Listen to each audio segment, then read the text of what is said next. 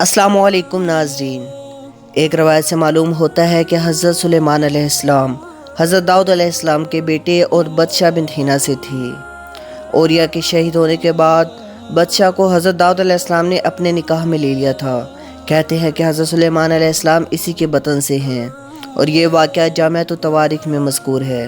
حضرت سلیمان علیہ السلام جب تخت سلطنت پر مطمئن ہوئے اور اپنے باپ کی جگہ پر بیٹھے اور انگشتری سلطنت کی انگلی میں رکھی اور پھر لوگوں سے کہا، جیسا کہ اللہ تعالیٰ قرآن پاک میں ارشاد فرماتا ہے، وَوَارِثَ سُلَيْمَانُ دَاوُودَ وَقَالَ يَا أَيُّهَا النَّاسُ عُلِّمْنَا، اور وارث ہوا سلیمان حضرت داؤد علیہ السلام کا، یعنی نبی اور بادشاہ ہوا اپنے باپ کی جگہ پر۔ اور پھر حضرت سلیمان علیہ السلام نے کہا، اے لوگو، سکھلائی گئی ہیں بولیاں ہمیں ہر جانور کی، اور دیے گئے ہیں ہم ہر چیز سے، یعنی جو چیز دنیا میں درکار ہے وہ تمام چیزیں اللہ تعالیٰ نے ہم کو عنایت فرمائی ہیں۔ بے شک بزرگی ظاہر بھی عنایت فرمائی ہے۔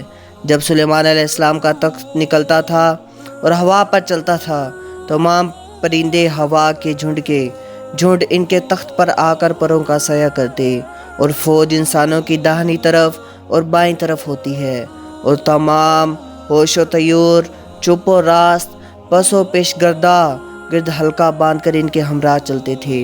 چنانچہ اللہ تعالیٰ نے ارشاد فرمایا، وَحُشِرَ لِسُلَيْمَانَ جُنُودَهُ مِنَ الْجِنِّ وَالْإِنسِ وَالطَّيْرِ فَهُمْ يُوزَعُونَ، اور اکٹھے کیے گئے واسطے سلیمان کے لشکر جنوں اور انسانوں اور جانوروں سے، پس وہ مسل با مسل کھڑے کیے جاتے ہیں۔ بعض تفسیر میں یوں بھی لکھا ہے کہ حضرت سلیمان علیہ السلام کا تخت وہ جس پر سب لشکر چلتا تھا اور ہوا اس کو لے چلتی تھی، جیسا کہ اللہ تعالیٰ فرماتا ہے، وَلِسُلَيْمَانَ الرِّيحَ غُدُوُّهَا شَهْرٌ وَرَوَاحُهَا شَهْرُ الْآيَةِ، اور مسخر کیا واسطے سلیمان کے ہوا کو صبح کی، یعنی سیر و مسافت یمن سے شام کی 1 مہینہ کی مسافت تھی، اور بہا دیا ہم نے اس کے واسطے ایک چشمہ پگھلے ہوئے تانبے کا، اور جنوں میں سے بھی لوگ خدمت کرتے تھے، اور یہ سب پروردگار کے حکم سے ہوتا تھا۔ قرآن مجید کے ترجمہ کے خلاصے میں لکھا گیا ہے کہ پگھلے ہوئے تانبے کا چشمہ اللہ تعالیٰ نے نکال دیا ملک یمن کی طرف، اور اس تانبے کو سانچوں میں ڈھال کر برتن اور بڑی بڑی دیگیں بناتے تھے، اور اس میں لشکر کے موافق کھانا وغیرہ پکتا اور پھر تقسیم کیا جاتا تھا۔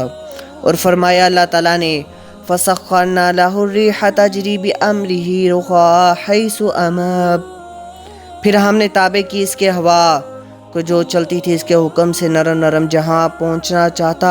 کہتے ہیں کہ جس جگہ مال دفینہ رہتا تھا، زمین وہاں کی آواز دیتی تھی کہ اے سلیمان، جو کچھ مال مجھ میں ہے اٹھا لے جا اور اس کو اپنے کام میں لے لو۔ حضرت سلیمان علیہ السلام نے جنوں کو حکم دیا کہ زمین کے دفینے سے موتی جواہرات دریاؤ خشکی سے لا کر جمع کیے۔